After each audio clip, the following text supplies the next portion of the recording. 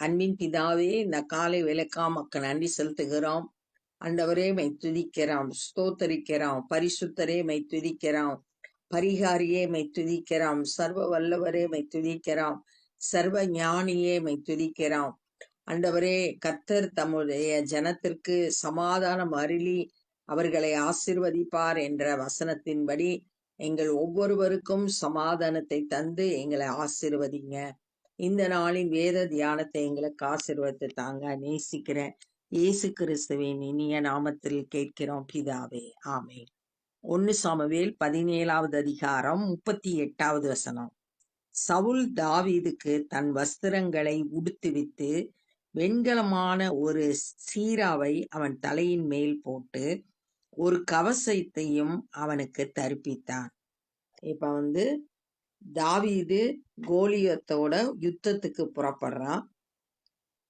ஏற்கனவே தன்னுடைய அனுபவத்தை சொல்றான். நான் ஒரு முறை சிங்கத்தையும் கரடியையும் எதிர்த்து போராடி வெற்றி பெற்றேன். கர்த்தர் இந்த பெலிஸ்தியனுடைய கைக்கும் என்னை தப்புவிப்பாருன்னு சொல்லிட்டு தன்னுடைய நம்பிக்கையை கர்த்தர் மேல வைத்து யுத்தத்துக்கு போறேன் அப்படின்னு சொன்ன உடனே சவுல் நீ போ அப்படின்னு சொல்லிட்டு ஆசீர்வதித்து அனுப்புறான். இப்ப சவுலுக்கு தன்னுடைய வஸ்திரங்களை கொடுத்தான். யுத்தத்துக்கு போறப்ப ராஜாவோட வஸ்திரங்களை அவன் தரித்து கொள்ளும்படியா தன்னோட ட்ரெஸ்ஸை கொடுக்கறான், தன்னோட ஹெல்மெட்டை கொடுக்கறான், தன்னோட போர் கவசத்தை கொடுக்கறான்.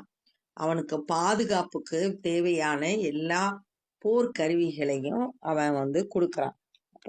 பாதுகாப்புக்கான அவனுடைய பட்டயத்தை தாவீது தன் வஸ்திரத்தின் மேல் கட்டி கொண்டு பட்டயத்தை கொடுக்கறான். சவுல் தன்னுடைய பட்டயத்தை கொடுக்கறான். அதிலே அவனுக்கு பழக்கம் இல்லாததனால் நடந்து பார்த்தான். போட்டுட்டு நடந்து பார்க்கிறான். அப்பொழுது தாவீது சவுலை நோக்கி, நான் இவைகளை போட்டு கொண்டு போகக்கூடாது, இந்த அப்பியாசம் எனக்கு இல்லை என்று சொல்லி அவைகளை களைந்து போட்டு, எனக்கு இது பழக்கம் இல்லை, அதனால நான் இதை போடல அப்படின்னு சொல்லிட்டு அதை கழட்டி வச்சிட்டான். தன் தடியை கையிலே பிடித்து கொண்டு ஆற்றில் இருக்கிற 5 கூழாங்கற்களை தெரிந்து கொண்டு அவைகளை மேய்ப்பனுக்குரிய தன்னுடைய அடைப்பையிலே போட்டு தன் கவனை தன் கையிலே பிடித்து கொண்டு அந்த பெலிஸ்தியர் அண்டையிலே போனான். எப்படி ஒரு ஆடு மேய்க்கிறவன் இருப்பானோ அதை போலவே ஒரு தடியை கையில பிடிச்சுக்கிறான். 5 கூழாங்கல்லு அடைப்பையில போட்டுக்கிட்டு தன்னோட கவனை எடுத்து பிடிச்சுக்கிட்டு பெலிஸ்தியரண்டை போறான். தனக்கு எது பழக்கமானதோ அதை பயன்படுத்துறதுக்கு அவன் ஆயத்தமா இருக்கிறான். தனக்கு பழக்கம் இல்லாதத அவன் பயன்படுத்தல. எது தனக்கு தெரியுமோ அதை யுத்தத்துல பயன்படுத்துறதுக்கு அவன் ஆயத்தமா போனான். அது போல நம்மளும் நம்ம கிட்ட என்ன இருக்கோ அதை ஆண்டவர் பயன்படுத்தி நமக்கு வெற்றியே தருவார். பெலிஸ்தியனும் நடந்து தாவீது அண்டையில் கிட்டி வந்தான். பரிசையை பிடிக்கிறவன் அவனுக்கு முன்பாக நடந்தான். கோலியாத்தும் தாவீது கிட்ட வரான். அவனுக்கு முன்னாடி அவனோட பரிசையை பிடிக்கிறவன் முன்னாடி நிக்கிறான். பெலிஸ்தியன் சுற்றி பார்த்து தாவீதை கண்டு அவன் இளைஞனும் சௌந்தரிய ரூபமான சிவந்த மேனி உள்ளவனாய் இருந்தபடியால் அவனை அசட்டை பண்ணினான். ஃபர்ஸ்ட் தாவீதை பார்த்தோன்னே நல்ல ஒரு இளைஞனா இருக்கான், பார்க்கறதுக்கு ரொம்ப அழகா இருக்கான். இதெல்லாம் பார்த்தோன்னே இவன்லாம் என்ன யுத்த வீரன் சொல்லிட்டு ஒரு அசட்டை பண்ணப்படுகிறான் தாவீது. பெலிஸ்தியன் தாவீதை பார்த்து, நீ தடிகளோடே என்னிடத்தில் வர நான் நாயா என்று சொல்லி அவன் தன் தேவர்களை கொண்டு தாவீதை சபித்தான். முதல்ல அசட்டை பண்ணா.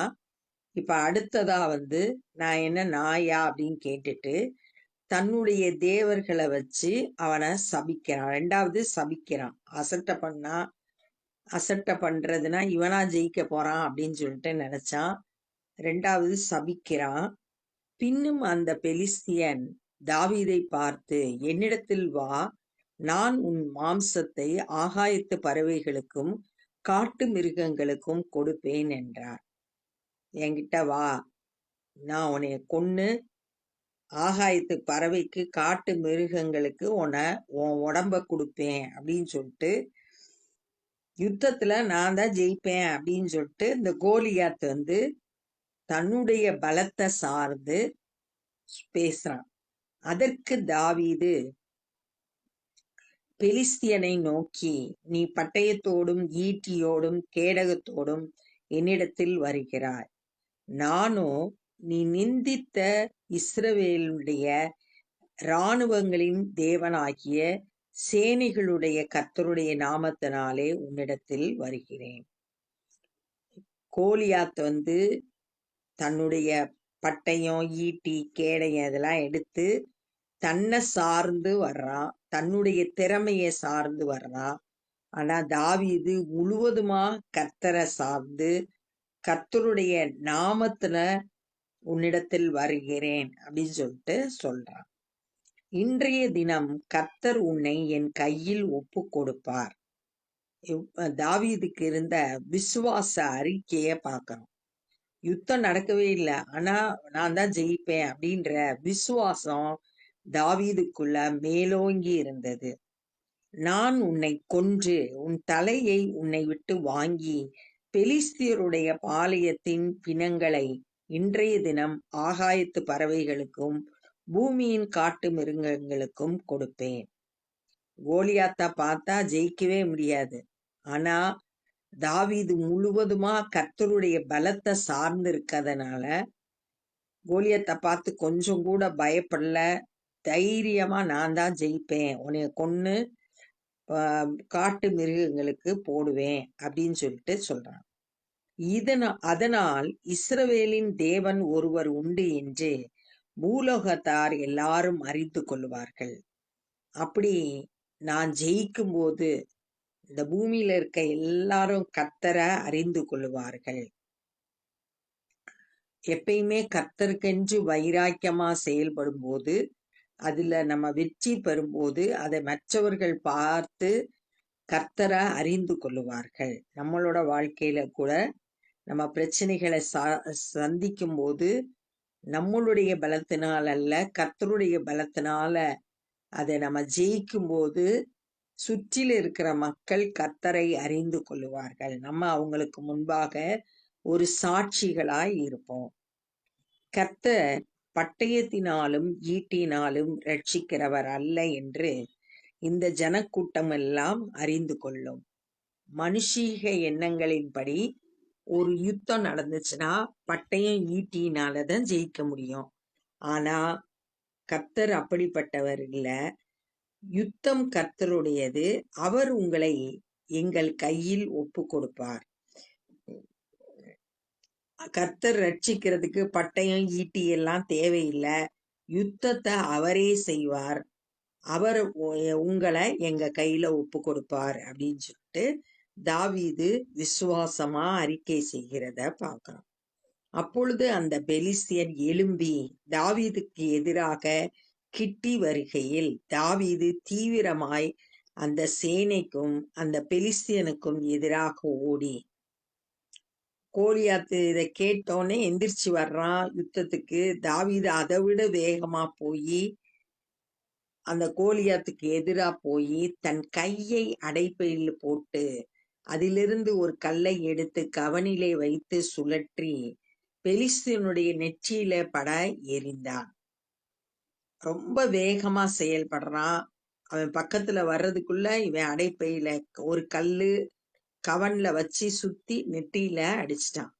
அந்த கல் அவன் நெற்றியில் பதிந்து போனதால் அவன் தரையிலே முகங்குப்புற விழுந்தான். நெத்தியில பட்டதுனால அப்படி விழுந்துட்டான், முகங்குப்புற விழுந்தான். இது இயற்கைக்கு அப்பாற்பட்ட விதத்துல ஆண்டவர் செயல்பட்டு அவனை விழ வைக்கிறார். ஏன்னா கல்லு பட்டா பின்னாடிதான் விழுவோம். அவன் முகங்குப்புற விழுகிறான். இவ்விதமாய் தாவீது ஒரு கவனினாலும் ஒரு கல்லினாலும் பெலிஸ்தியனை மேற்கொண்டு. தாவீது பயன்படுத்தினது ஒரு கல்லு ஒரு கவன். பெரிய கோலியாத்த ஈஸியா ஜெயிச்சுட்டான். எப்படின்னா கர்த்தரை சார்ந்து இருந்ததுனால. இது கர்த்தரே அந்த யுத்தத்தை செஞ்சதுனால ஈஸியா ஜெயம் எடுத்தார். நம்மளும் பிரச்சனைகளை சந்திக்கும் போது கர்த்தரை சார்ந்து கொண்டோம்னா ஈஸியா ஜெயத்தை பெற்றுக்கொள்ளலாம். அவனை மடங்கடித்து அவனை கொன்று போட்டு தாவீதின் கையில் பட்டயம் இல்லாதிருந்தது. தாவீதோட கையில பட்டயமே கிடையாது. ஆனா ஜெயத்தை கர்த்தர் கொடுத்தார். ஆகையால் தாவீது பெலிஸ்தன் அண்டையில் ஓடி அவன் மேல் நின்று அவன் பட்டயத்தை எடுத்து அதை அதன் உறையிலிருந்து உருவி அவனை கொன்று அதனாலே அவன் தலையை வெட்டி போட்டான்.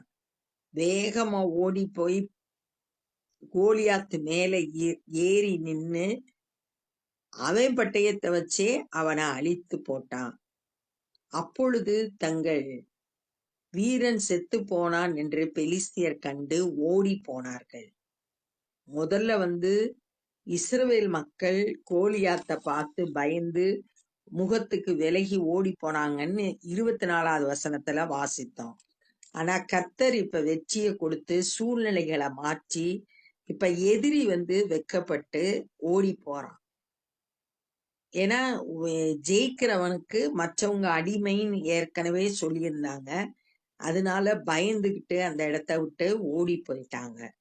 அப்பொழுது இஸ்ரவேலரும் யூதா மனுஷரும் எழும்பி ஆர்ப்பரித்து பள்ளத்தாக்கின் எல்லை மட்டும் எக்லோனின் வாசல்கள் மட்டும் பெலிஸ்தியரை துரத்தினார்கள். சாராயிம் வழியிலும் காத் பட்டணம் மட்டும் எக்ரோன் பட்டணம் மட்டும் பெலிஸ்தியர் வெட்டுண்டு விழுந்தார்கள். இஸ்ரவேல் மக்களும் யூதா மக்களும் கர்த்தருடைய ஜனங்களுக்கு ஒரு வெற்றி கிடைத்ததுனால ஒரு ஆர்ப்பரிப்பு.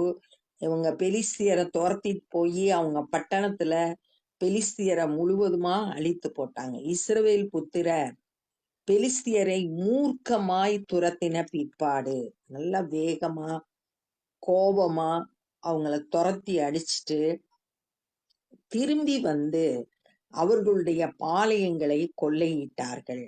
பெலிஸ்தியரை ஃபுல்லா துரத்தின பிறகு அவங்க தங்கி இருந்த அந்த பாளையங்கள்ல போய் உள்ள இருக்கிற பொருட்களை கொள்ளையிட்டாங்க. சத்துருவை ஜெயித்து அவனுடைய உடைமைகளை எடுத்துக்கொண்டாங்க. தாவீது பெலிஸ்தியருடைய தலையை எடுத்து அதை எருசலேமுக்கு கொண்டு வந்தான். கோலியாத்தோட தலையோட வர்றான் எருசலேமுக்கு. அவன் ஆயுதங்களையோ தன் கூடாரத்திலே வைத்தான். கோலியாத்தோட ஆயுதத்தெல்லாம் தன்னோட கூடாரத்துல வைத்து கொண்டான் தாவீது. தாவீது பெலிஸ்தனுக்கு எதிராக புறப்பட்டு போகிறதை சவுல் கண்டபோது அவன் சேனாதிபதியாகிய அப்னேரை பார்த்து, அப்னேரே, இந்த வாலிபன் யாருடைய மகன் என்று கேட்டான். யுத்தத்துக்கு தாவீது போறப்ப தைரியமா சவுல ஃபேஸ் பண்றப்ப அதே நேரத்துல சவுல் விசாரிக்கிறான். அப்னேரிடத்துல கேக்குறான், இது யாரு அப்படின்னு கேக்குறான். அதற்கு அப்னேர், ராஜாவே, எனக்கு தெரியாது என்று உம்முடைய ஜீவனை கொண்டு சொல்லுகிறேன் என்றான். எனக்கு இது தெரியாது, யாருன்றது தெரியாதுன்னு சொல்லினான். அப்பொழுது ராஜா, அந்த பிள்ளையாண்டான் யாருடைய மகன் என்று விசாரி என்றான். யார் மகன் அப்படின்றத விசாரிக்க சொல்றான். தாவீது பெலிஸ்தியனை கொன்று திரும்புகையில் இப்ப வெற்றியோடு திரும்புறான். அப்னேர் அவனை சவுலுக்கு முன்பாக அழைத்து கொண்டு போய் விட்டான். வெற்றி பெற்ற தாவீத சவுலுக்கு முன்னாடி கொண்டு போய் விடுறாங்க. பெலிஸ்தியனுடைய தலை அவன் கையில் இருந்தது. சத்ருடைய தலை தாவீதோட கையில இருந்தது. அப்பொழுது சவுல், வாலிபனே, நீ யாருடைய மகன் என்று அவனை கேட்டதற்கு இப்ப சவுல் யாருன்ற ஏற்கனவே சவுல் பிசாசினால பாதிக்கப்பட்ட போது தாவீது சுரமண்டலத்தை வாசித்துதான் விடுதலை கிடைச்சிச்சு. ஆனா இப்ப அவனுக்கு தெரியல யாருடைய மகன் அப்படின்னு சொல்லிட்டு கேக்குறான். தாவீது, நான் பெத்லெகேம் ஊரானாய் இருக்கிற உம்முடைய அடியானாகிய ஈசாயின் மகன் என்றான். நான் ஈசாயோட பையன் அப்படின்றத சவுலுக்கு தாவீது சொல்றத பார்த்தோம். இப்ப இந்த நாள்ல தாவீதுக்கு முதல்ல சவுல் தன்னுடைய வஸ்திரத்தை, போருக்கு உரிய வஸ்திரத்தை தரிப்பிக்கிறான். அவன் நடந்து பார்த்துட்டு, தாவீது இது எனக்கு பழக்கம் இல்ல, அதனால நான் போட முடியாது அப்படின்னு சொல்லிட்டு, மேய்ப்பர்களுக்குரிய ஒரு தடி, 5 கூழாங்கல்லு அடைப்பையில போட்டு ஒரு கவனை எடுத்துக்கிட்டு கோலியாத்துக்கிட்ட போறான். மேய்ப்பனுக்குரிய கருவிகளை எடுத்துக்கிட்டு போறான். யுத்தத்துக்குரிய கருவிகள் அல்ல, மேய்ப்பர்களுடைய கருவிகளை எடுத்துட்டு போறான். தனக்கு தெரிஞ்ச விதத்துல யுத்தத்தை செய்யறதுக்கு அவன் ஆயத்தப்பட்டு போறான். அப்ப பெலிஸ்தியன் தாவீத பார்த்து அசட்டை பண்ணா. அடுத்து தன்னுடைய தேவர்களை கொண்டு தாவீத சபித்தான். இன்னைக்கு நான் உன்னைய கொன்று பறவைகளுக்கும் காட்டு மிருகங்களுக்கு போடுவேன் அப்படின்னு ஏளனமா பேசினான். ஆனா தாவீது நீ பட்டயத்தையும் கேடயத்தையும் ஈட்டியையும் உன்னோட திறமைய நம்பி வந்திருக்கிற, ஆனா நான் கர்த்தருடைய நாமத்தினால வந்திருக்கிறேன், அதனால கர்த்தர் இந்த நாள்ல உன்னை என் கையில ஒப்பு கொடுப்பார் அப்படின்னு விசுவாச அறிக்கை செய்யறத பார்த்தோம். எந்த பயமும் தாவீது கிட்ட இல்ல. முழுவதும் கர்த்தரை சார்ந்து தைரியமா பிரச்சனைய ஃபேஸ் பண்றத பார்த்தோம். நான் ஜெயிக்கும் போது பூமியில இருக்க எல்லாருக்கும் கர்த்தரை அறிந்து கொள்வார்கள் அப்படின்னு சொல்லிட்டு சொன்னா. கர்த்தர் பட்டயத்தினால ஈட்டியை பயன்படுத்தி ரட்சிக்கிறவர் கிடையாது. இந்த யுத்தம் கர்த்தருடையது. அவர் உன்னை என் கையில ஒப்பு கொடுப்பார், கர்த்தரே யுத்தம் செய்ய போறாரு அப்படின்னு சொல்லிட்டு தன்னோட விசுவாசத்தை சொன்னா. சொல்லிட்டு துரிதமா செயல்பட்டான். ஒரு கல்லை எடுத்தான், கவன்ல வச்சு சுத்தினா, அது நெத்தியில பட்டுச்சு. கல்லு நெத்தியில பட்டவனே முகங்குப்புற விழுந்தான். அது ஒரு கவன்னு ஒரு கல்லு, இத வச்சு ஒரு அற்பமான கருவிய வச்சு பெரிய கோலியாத்தை ஈஸியா தாவீது ஜெயிச்சிட்டார். ஏன்னா அவனுக்கு கர்த்தர் மேல இருந்த விசுவாசத்தினால. விசுவாசமே உலகத்தை ஜெயிக்கிற ஜெயம். நமக்கு விசுவாசம் இருக்குமானா, கர்த்தர் மேல விசுவாசமா இருக்குமானா, நான் எல்லாவற்றிலும் ஜெயம் பெற்றவர்களாய் இருப்போம். கர்த்தரே இந்த யுத்தத்தை செய்தாரு. அவன் கோலியாத் கீழே விழுந்த உடனே அவன் பட்டயத்தை எடுத்தே அவனை தாவீது கொன்று போட்டான். இஸ்ரவேல் மக்கள் எல்லாம் ஆர்ப்பரிச்சாங்க. பெலிஸ்தியர் பயந்து ஓடிட்டாங்க. அதுக்கு இவங்க பெலிஸ்தியரை போய் துரத்திட்டு திரும்ப எதிரிகளோட பாளையத்துல இருக்கிற பொருட்களை எல்லாம் கொள்ளையிட்டாங்க. இப்ப தாவீது ஆஹ் பெலிஸ்தீனுடைய கோலியாத்தோட தலையை எடுத்துட்டு எருசலேமுக்கு போறான். கோலியாத்தோட ஆயுதங்களை எல்லாம் தன்னுடைய கூடாரத்துல வைத்து கொண்டான். சவுல் இந்த தாவீது யுத்தத்துக்கு போக புறப்பட்ட போதே சேனாதிபதிட்ட கேட்கிறாரு, இது யாருடைய மகன்? உடனே அவன் அப்படியே எனக்கு யாருன்னு தெரியாது அப்படின்னு சொன்னோடனே அதை விசாரி அப்படின்னு சொல்றான். ஜெயிச்சுட்டு தாவீது வரும்போது சவுல் அவனை பார்த்து கேள்வி கேட்டது, நீ யாருடைய மகன் கேட்கிறான். அப்ப தாவீது, நான் ஈசாயோட குமாரன் அப்படின்னு சொல்லிட்டு சொல்றத இந்த நாள்ல தியானித்தோம். இப்ப நம்ம ஜெபம் பண்ண போறோம். அன்பின் பிதாவே, நாங்களும் கூட தாவீதை போல பல்வேறு பிரச்சனைகளை சந்திக்கும் போது ஆண்டவரே, எங்களுடைய பலத்தை அல்ல, உம்முடைய பலத்தை சார்ந்து தைரியமாய் ஆண்டவரே பிரச்சனையை எதிர்கொள்ள எங்களுக்கு கிருபை செய்யுங்க. ஆண்டவரே மை துதிக்கிறோம். உம்முடைய பலத்தினால எல்லாவற்றையும் மேற்கொள்ள எங்களுக்கு கிருபை செய்யுங்க.